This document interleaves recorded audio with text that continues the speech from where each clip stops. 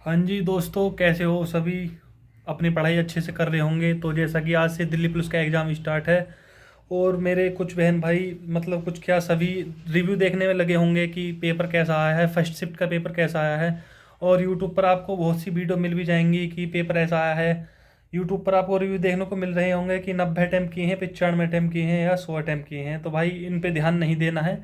ये सिर्फ वे बच्चे हैं जिन्होंने थोड़ा बहुत तैयारी की है, मतलब से एक सटीक तैयारी नहीं करी है कि मतलब 100 अटैम्प्ट कर दिए। पेपर इतना भी ईजी नहीं आ रहा है।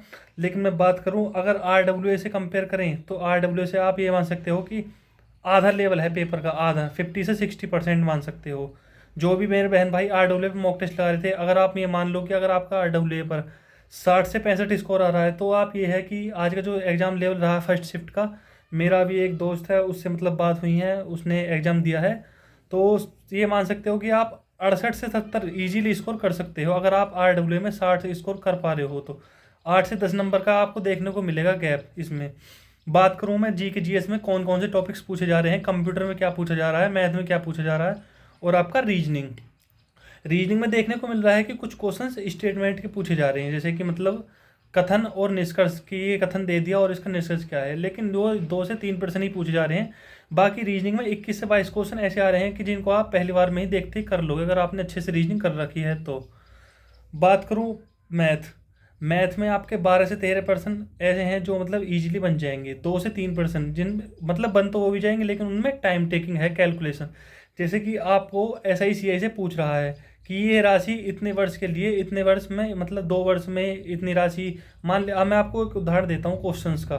10,000 रुपये राशि है, 2 वर्ष में 3.5 चक्रवृद्धि मतलब 3.5% के हिसाब से 2 या 2.5 वर्ष में इतनी हो जाती है। तो वही राशि 5 या 6 वर्ष में कितनी होगी, कुछ ऐसे करके क्वेश्चंस पूछे जा रहे हैं। तो ये थोड़ा कैलकुलेटिव है। जिसे मतलब इधर याद होंगी तो वो तो डायरेक्ट कर लेगा, लेकिन अगर कोई सोल्व करेगा तो उसे थोड़ा टाइम लग सकता है। लेकिन ऐसा नहीं है कि मैथ में क्वेश्चन आपसे बन ही नहीं रहे हैं। 12 से 13% ईजिली बना लोगे, 2 से 3 क्वेश्चन आपको थोड़ा टाइम लगेगा। जिसने मैथ पढ़ रखी है वो मैं उन्हें भी कर ले जाएगा, ठीक है। मैथ का हो गया, रीजनिंग का हो गया। बात करूँ कंप्यूटर, कंप्यूटर भाई आपका बिल्कुल बेसिक पूछा जा रहा है। एक्सेल से क्वेश्चन आ रहे हैं, वर्ड से क्वेश्चन आ रहे हैं, और शॉर्टकट कीज़ 1 से 2 क्वेश्चन उसमें मतलब हर, मैंने जो बात करी अभी 2-3 बच्चों से, कोई एक शॉर्टकट की बता रहा है, कोई दो बता रहा था, मतलब ये मान सकते हो कि 1 से 2 शॉर्टकट की आ रही हैं। तो ये शॉर्टकट की सर जी ने ये कंप्यूटर क्लास करवाई थी शिवम सर ने।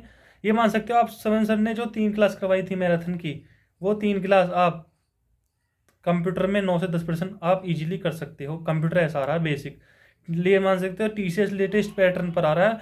और क्वेश्चन मैं बात करूँ, वन लाइनर ज़्यादा आ रहे हैं। अभी जो देखने को मिला था कि CGL में मतलब कि स्टेटमेंट आ रहे थे, वो चीज़ें बहुत कम हो गई हैं। अब बात करते हैं जी के GS में कौन कौन से टॉपिक्स पूछे जा रहे हैं और कौन कौन से टॉपिक्स पढ़ने चाहिए जिनका नेक्स्ट में है, कल परसों या जब भी एग्जाम है तो आपको क्या तैयार करना है। वैसे एक बात ध्यान रखना, RWA पर स्पेशल प्रैक्टिस सेट आएंगे आज से जो शुरू हो रहे हैं।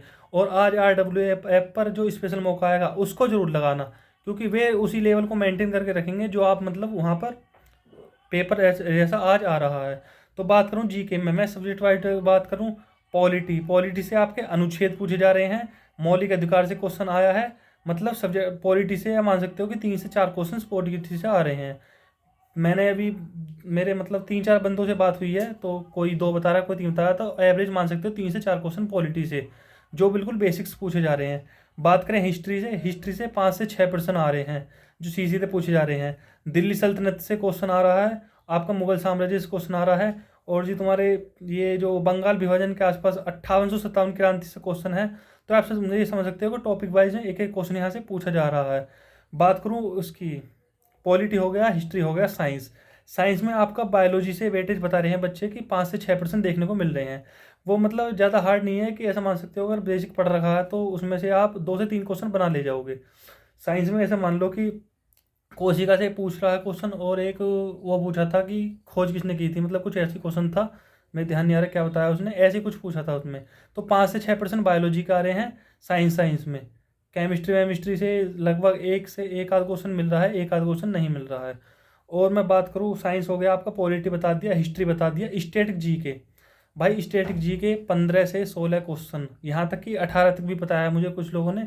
लेकिन ऑन एवरेज ये मान सकते हो कि 15-16 क्वेश्चन आने ही आने हैं स्टैटिक से। चाहे वो नृत्य हो, चाहे वो वाद्य यंत्र या वादक हो, चाहे वो आपका स्पोर्ट्स से हो। स्पोर्ट्स से हालांकि 2 से 3% है। और बात करूँ, ये जो हल्ला मचा रखा था कि मतलब करंट अफेयर्स आई, करंट अफेयर्स, तो ऐसा कुछ नहीं है। करंट अफेयर्स का वेटेज इन्होंने ज़्यादा नहीं रखा है। 2 से 3% बता रहा है, कोई कोई 4 से 5 बता रहा है।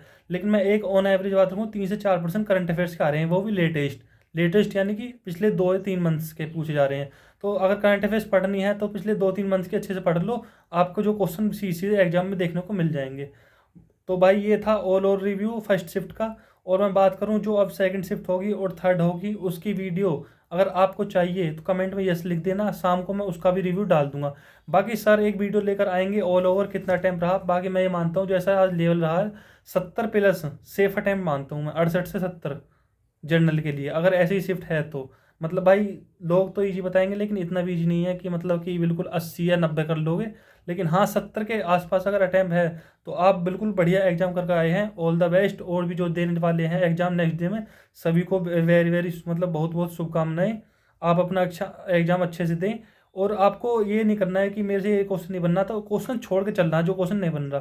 पहले उन क्वेश्चंस को अटेम्प्ट करना है जो अच्छे से बन रहे हैं 100% एक्यूरेसी के साथ।